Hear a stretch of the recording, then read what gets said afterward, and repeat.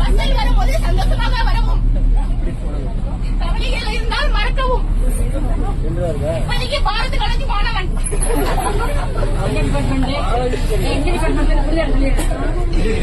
ஐயோ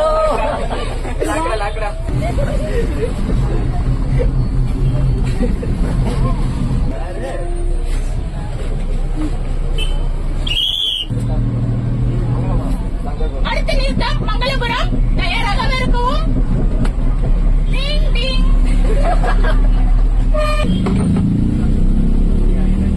பள்ளி மாணவன் இறந்து கொண்டு போகிறான். தம்பி பாய். படி நினைக்காத தம்பி, நல்லா படிடா. இயேசு நாமத்தின் பிதாவே ஆமென்.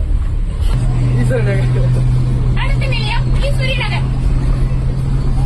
வழியில் பயணம், நொடியில் மரணம்.